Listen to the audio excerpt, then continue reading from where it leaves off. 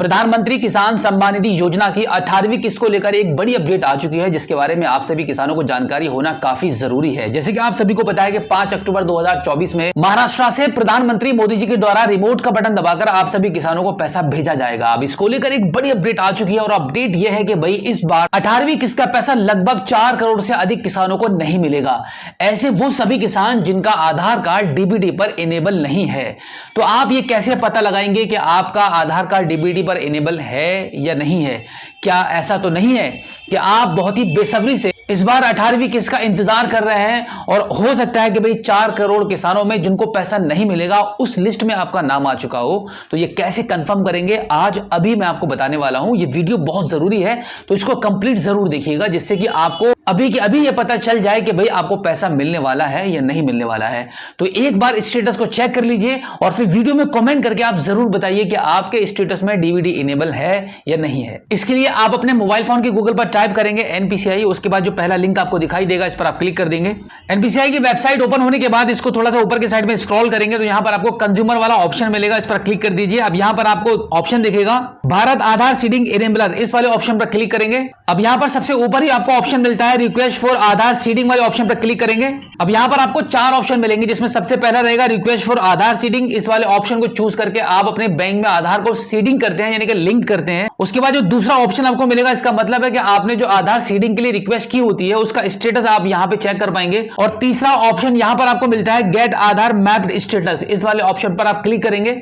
इस पर क्लिक करने के बाद आप अपने आधार कार्ड के डीबीटी स्टेटस को चेक कर पाएंगे। यहां पर आपके आधार कार्ड के नंबर को एंटर करेंगे, यहां पर इस कैप्चा कोड को फिल करेंगे एंड देन गेट स्टेटस वाले ऑप्शन पर आप क्लिक कर देंगे। अब आपके आधार कार्ड के रजिस्टर्ड मोबाइल नंबर पर ओटीपी चला जाएगा, उस ओटीपी को यहां पे आप एंटर करेंगे। उसके बाद फाइनली इसको सबमिट कर देंगे। सबमिट करने के बाद आप देखेंगे आपकी डीबीटी स्टेटस की डिटेल्स ओपन हो जाएगी। यहां पे सबसे पहले आप देखेंगे आपके आधार कार्ड के लास्ट के 4 अंक आपको यहां पे शो कर रहे हैं और इसके जस्ट नीचे आप देखेंगे मैपिंग स्टेटस आपको यहां पे शो होगा। यही सबसे ज्यादा इंपॉर्टेंट है आप सभी के लिए। यहां पे आप देखिए इनेबल्ड फॉर डीबीटी लिखा हुआ है। अगर आपका आधार कार्ड आपके एनपीसीआई पर इनेबल नहीं होगा डीबीटी के लिए तो यहां पर आपका एनए या इनएक्टिव लिखा हुआ होगा।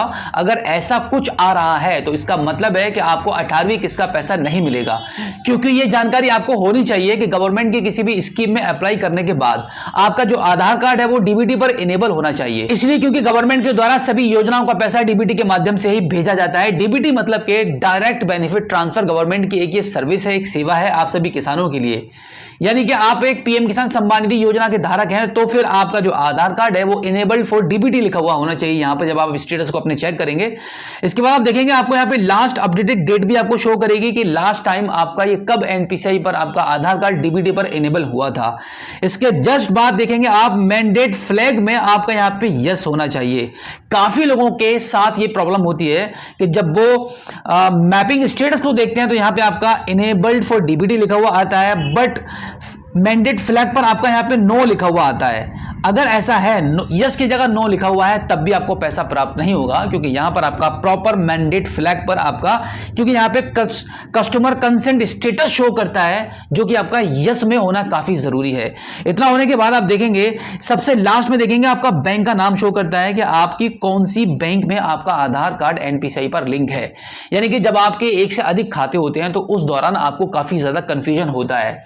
काफी लोगों का पैसा मिल गया होता है लेकिन फिर भी उनको पता नहीं चल पाता है कि भाई कौन से बैंक अकाउंट में पैसा आया हुआ है, जिसकी वजह से वो यही समझते हैं कि हमें हमारी इस योजना का बेनिफिट नहीं मिल रहा है।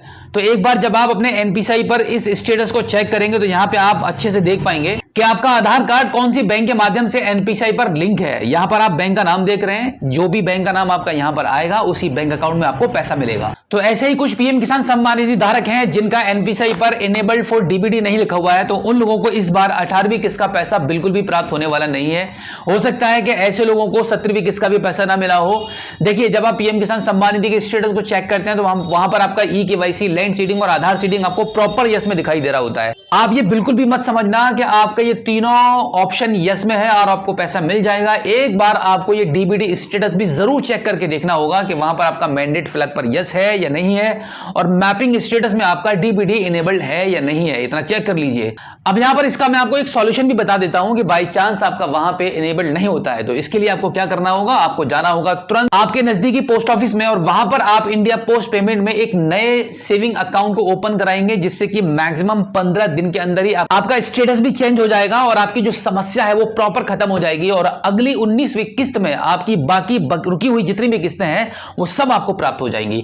तो उम्मीद करता हूं कि आज की इस वीडियो में जो जानकारी आपको दी गई है आई होप आपको काफी अच्छी लगी होगी। अगर आप पहली बार हमारे स्मार्ट शॉप यूट्यूब चैनल पर आए हैं और अभी तक आपने हमें सब्सक्राइब नहीं किया है तो प्लीज एक बार सब्सक्राइब जरूर कीजिए और बेल आइकन को प्रेस कीजिएगा। तो चलिए दोस्तों, मिलते हैं आपसे किसी और एक अगली वीडियो में एक नई जानकारी के साथ, एक नई अपडेट के साथ और एक नए जोश के साथ। तब तक के लिए जय।